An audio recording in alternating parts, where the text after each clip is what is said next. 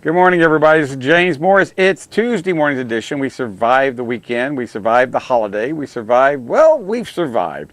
And for those people out there that are wondering what's in future for the American car industry out there, we've been shedding a little insight on what cars might be like in the next 20, 30 years. Owning a car might be like in the next 20, 30 years. You just never know. Anyway, I've got Frank Sundram. He's calling all the way from, I think he's either in Kentucky or Panama City Beach. I have no idea where he's at. Good morning, Frank. Where are you calling from this morning? I was hoping you'd tell me. I hate that. I hate waking up and wondering, where am I? I am here in Panama City, right by the old airport, and we had a power outage yesterday. It was pretty minor, just a 6-foot branch fell across some wires at a transformer and popped all the circuit breakers off. But James, it was really difficult. We were forced to drink coffee, not at the optimum temperature of 190 degrees, 189.5. Oh, the humanity. Oh, the humanity. Having to suffer with that. Well, I tell you what, it was such a non-event yesterday. I was in my tiny house up in Calhoun County putting curtains up and redoing wiring to my batteries, putting heavier gauge wiring in. So it really was much to do about nothing. We just had a big thunderstorm.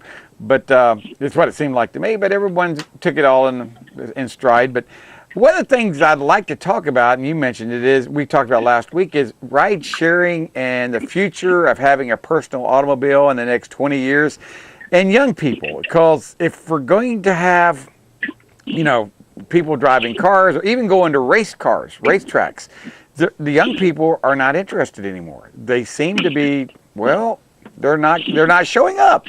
And I just want to know what your take on this, because you grew up in the car industry. What do you think about young people not being interested in cars? Is there anything out there that might change their mind, or is it a done deal? Well, I don't know if it's a done deal. The jury is still out, but the trend lines are quite troubling. And there will always be a car industry simply because I don't think folks quite appreciate how large this country is.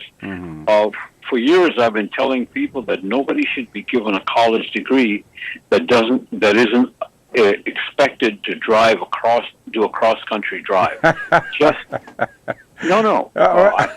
This is part of your geography and history, of course, where you go out and you drive across the country, just to give you an idea of the sheer expanse of this country. Most countries are not that big. And to be able to go drive 3-4 days and not get from one end to another is a unique experience for people who come from other countries, where you could drive across the country in a half a day. That's true. And and the idea of the differences in this country and the different types of people there are in this country, I don't mean that that way. Just the fact there's so much geographic difference, and that in turn drives both personalities and outlooks. I mean, that's why the South is so different than the North or the West or the Northwest. It's just a very large country that is really held together by a series of understandings and principles that we've so far got along with for about 230 years. Yeah, we're working on it as a daily battle, but here's the thing I'm talking about. I grew up and you grew up thinking about when we get a driver's license, get a car, the freedom, the opportunities are going to be opened up to us. The world is our oyster, so to speak. And now we've got young people that go, cars are okay, but I don't need a car. I can pull up my smartphone and I can call someone and they come pick me up, and I really don't need a car with all these problems. And that translates into they're not interested in going to car races. We just had the Indianapolis 500 and the Coca-Cola 600. I venture to say that I bet you there were empty seats. Just guessing. I didn't see it.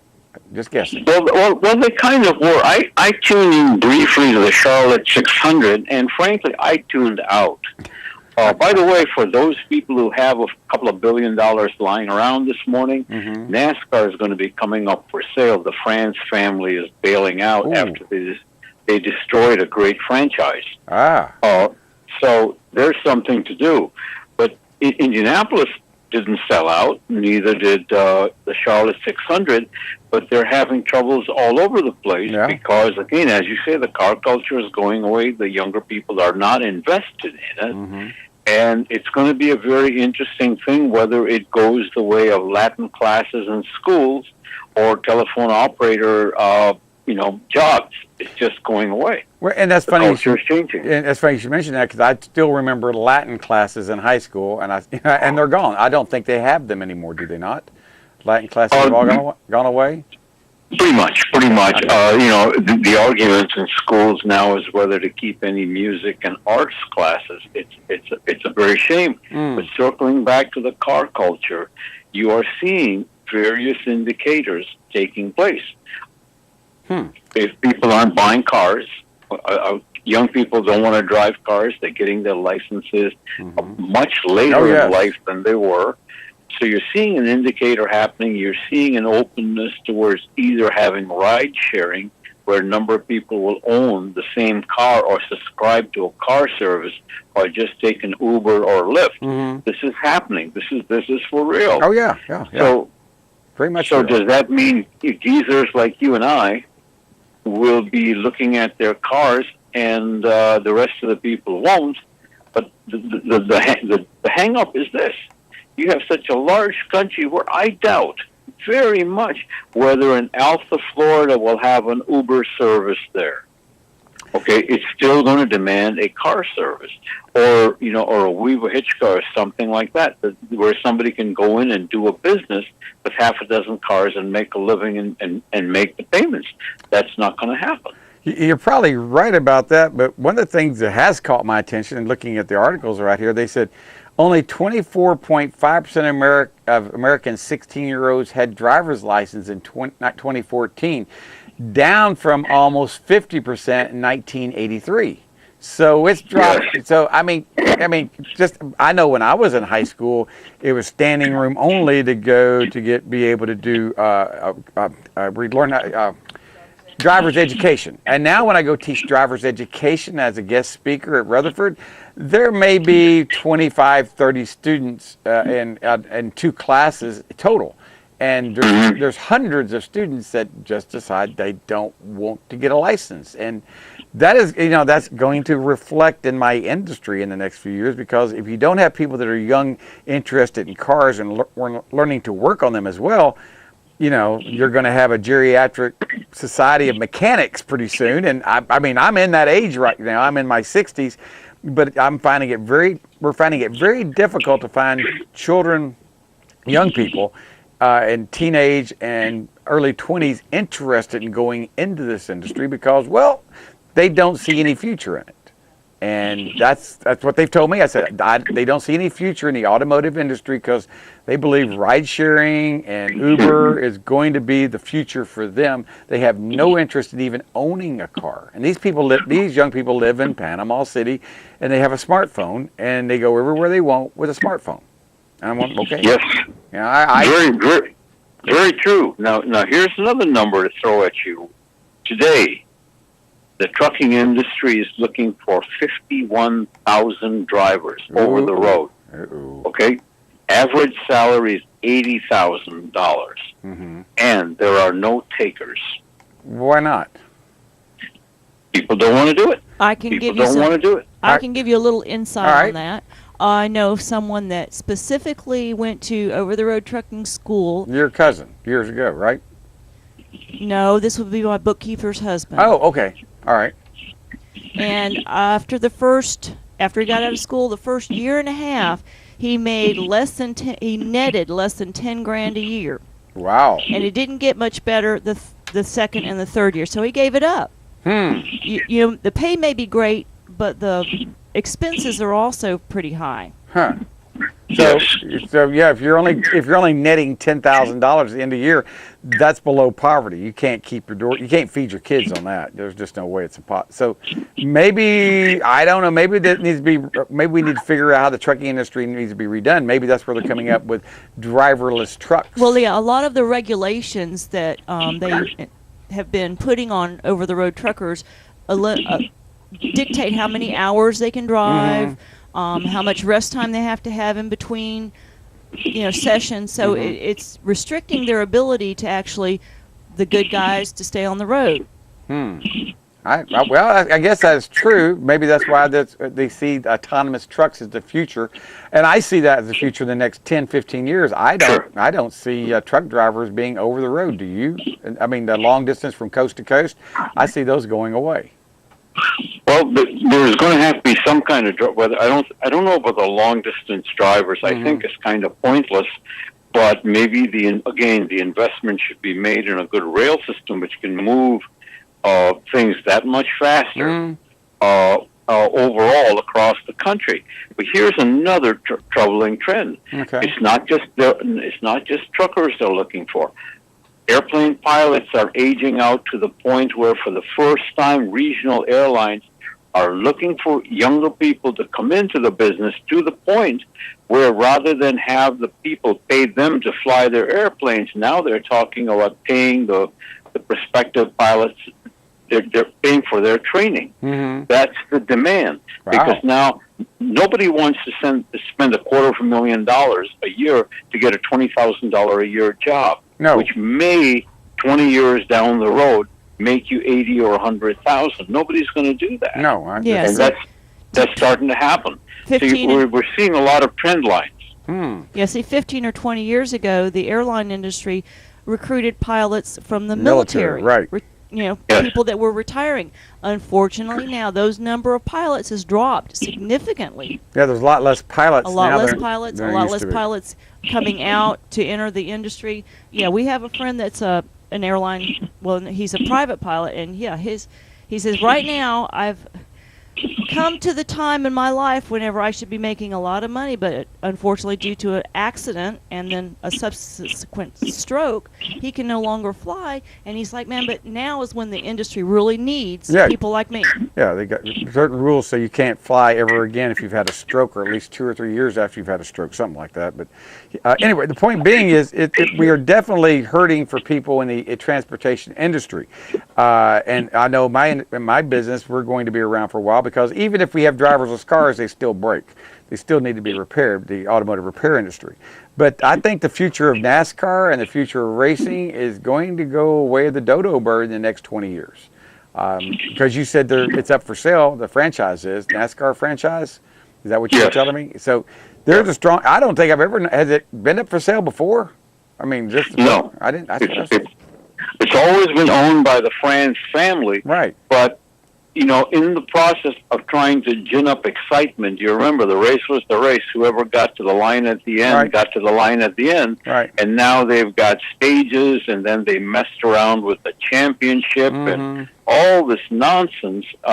Frankly, I used to love NASCAR. I don't watch it anymore because it's organized wrestling, for goodness sakes. Well, we know that wrestling's real too, don't we? Indeed we do. Indeed we do. Right there with Bigfoot. Right, and, yeah, absolutely. On that note, I have to go. I'm up against the clock. Frank, I'll talk to you again later. Thank you so much for calling. I appreciate it. Bye-bye, everybody. Summer is here, and the days are getting longer and hotter. Call James Auto Center for a free cooling system evaluation and consultation. Give us a call, 850-763-0555 today. Beep, beep, beep, beep, yeah! Part of what I'd like to let you know is what we do and how we work our system. Basically, we've got about 700 stocking dealers scattered around the 15 counties here in the Big Bend area of the state.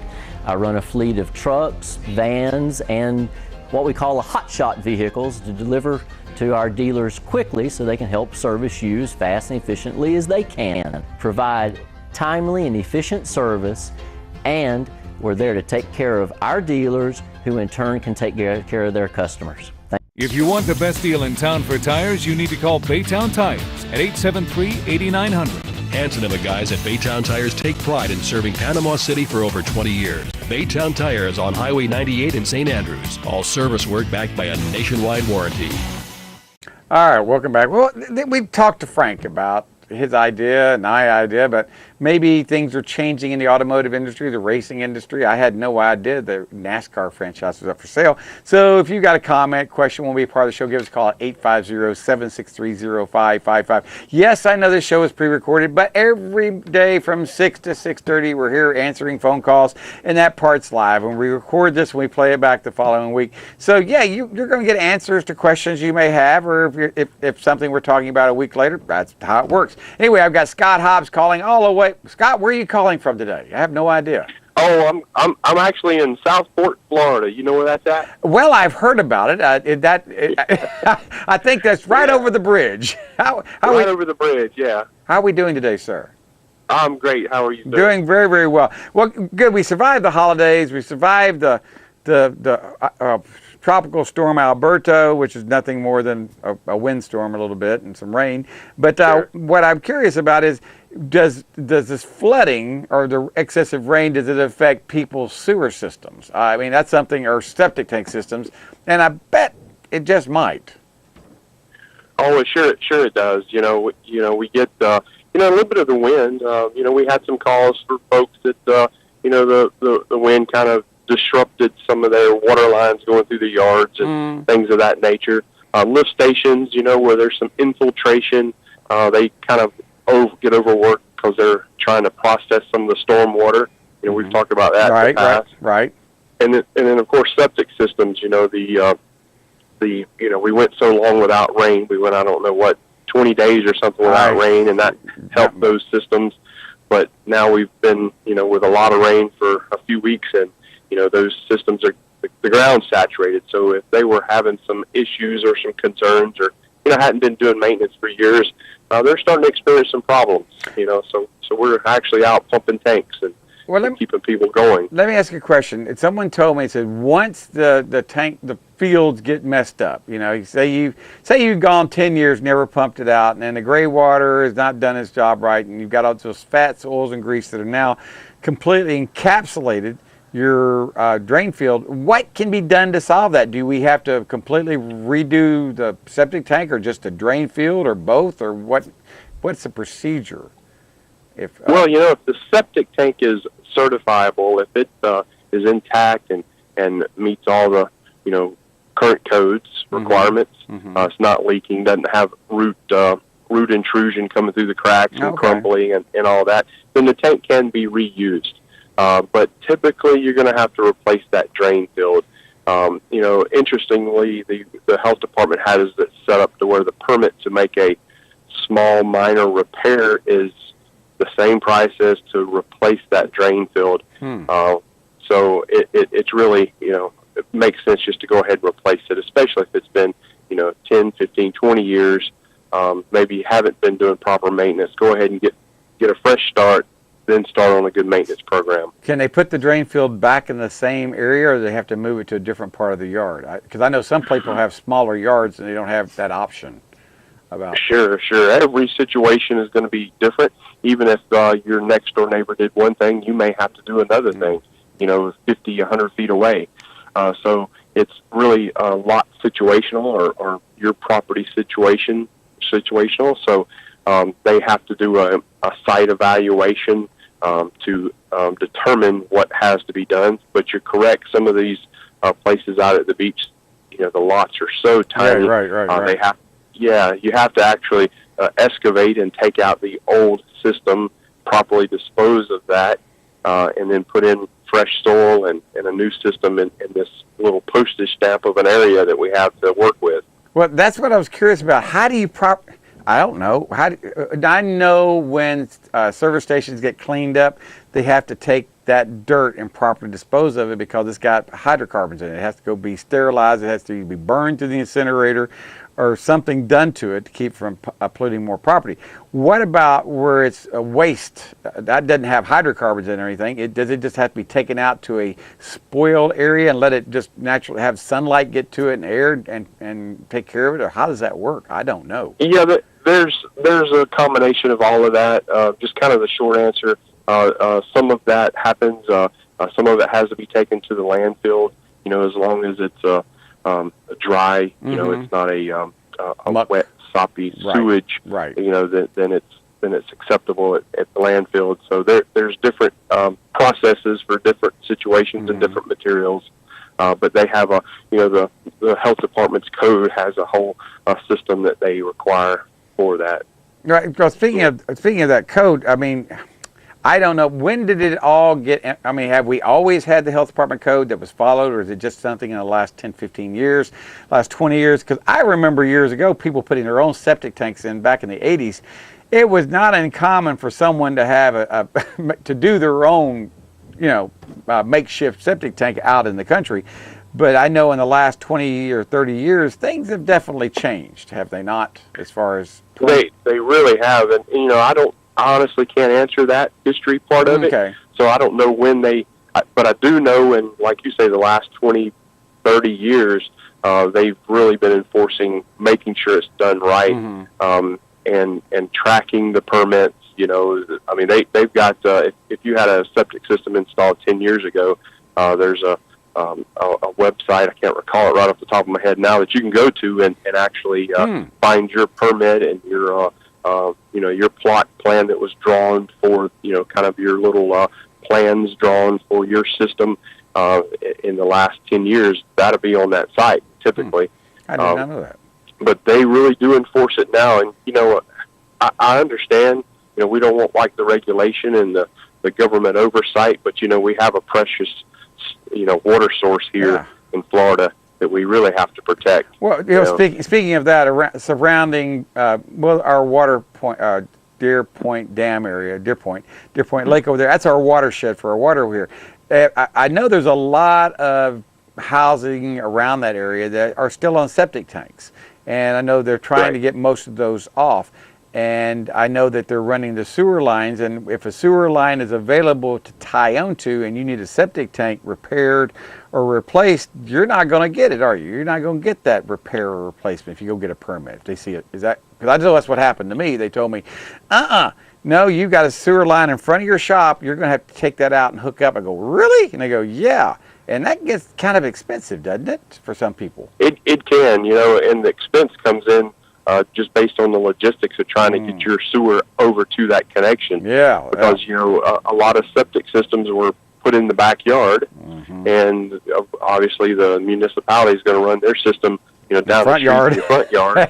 So you got to figure out how do I get it uphill around the corner, Well, because it's not a straight shot. That's one thing I have found out. It's never a straight shot. It's either at a right angle or, and you can't put any harsh angles. I shouldn't say a right angle. You can only put a gradual angle in it because it'll clog up on you. But, yeah, when you've got a septic tank that was put in 57, and then all of a sudden here it is like 91, and you've never had it pumped, never had hardly anything done to it, and all of a sudden they go, hey, it's time for you to upgrade your septic tank. Oh, by the way, we have a sewer line out here, and for the handy dandy low price of $1.298, we can hook you up because you have. Right. I'm going to throw that price $1.298 because I have no idea what it runs, but I know it's not inexpensive. But really, in the long run, it's really quite. It's an advantage to having it because you don't have to worry about field lines or drain lines. Well, you still have to worry about drain lines, but with septic tank systems.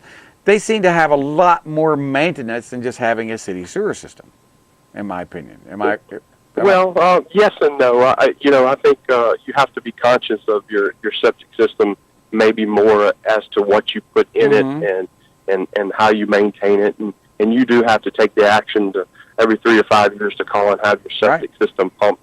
But equally, if you're tied on the city sewer, you're going to have to make sure that you're conscious of what you put in your drains, and you're going to have to, provide a preventative maintenance, maybe with, a probiotic for the drain to keep it flowing properly. So you're not, you need to be conscious not to plant shrubbery and trees right over top of your sewer system.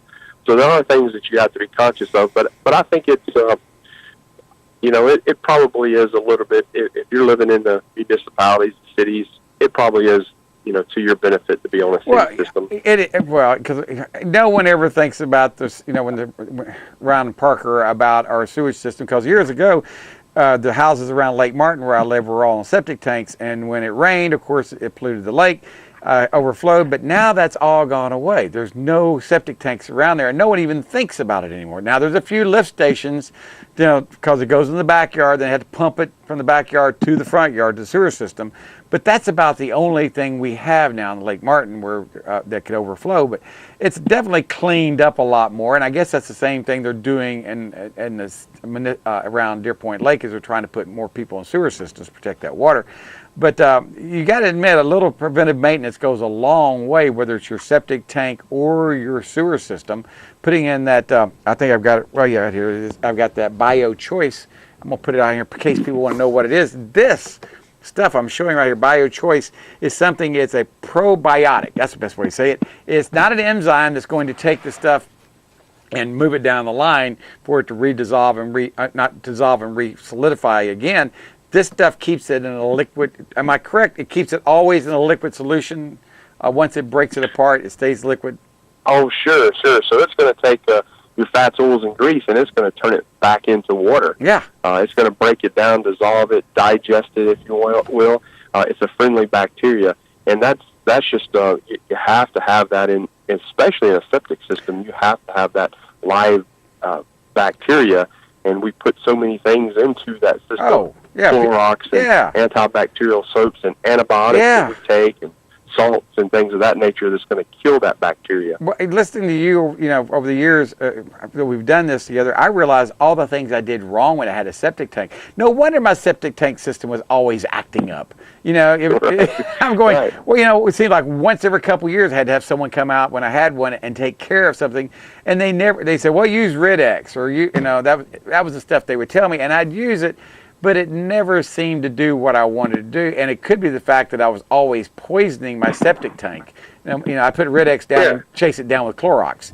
It's kind of equivalent to you going to the doctor and you say, man, I'm always sick. And he says, well, look at what you're eating. Look at what you're putting in your body. The same thing. It's exactly the same thing. Exactly the same thing. And that's just one of the things we got to be more careful about on something like that. But, Scott, we got about a minute and a half left here. What are some of the things that people need to know? The weather's getting a little wetter outside. It's that time of year again. What should they be looking on their septic tank system, their sewer system? What are some of the symptoms that maybe they got a problem? Well, I would say, if you notice the toilet kind of gurgling or clogging as you flush it, or after you do maybe a load of laundry, that's a high volume of water going into the tank all at once, and you go back to your restroom and the toilet, the water has been sucked out. Well, that's probably a sign that line is full, and the drain field's not accepting the water at the same rate that you're putting it in. So it's really time to have a professional come out, pump the tank, kind of take a look to see if everything's working properly. But I would say most important is have a clean out on the outside of the house. So if you do have an unexpected stoppage at some point, you can simply go out, pop that clean out until you can get help, and it's flooding maybe right there in the yard versus in your house. It's a lot easier to get that cleaned up and sanitized than it being in your house. Oh yeah, a half a pound of lime goes a long way versus about a half a pound of gold to take care of what it's going to cost to fix your house there. That's a good idea. Having a clean out close to the house and also one at the road, so at least 2 clean outs, right? Oh, absolutely. All right. Okay, that's wonderful. All right, Scott, we're up against the clock. I'll talk to you again next week. Thanks for calling. All right, go visit Mr. Reuter. Give him a call, 763-2001, Monday through Sunday, 24 hours a day, 7 days a week. They'll be more than happy to take care of you. He is. That's why they call Mr. Reuter the gentleman plumber.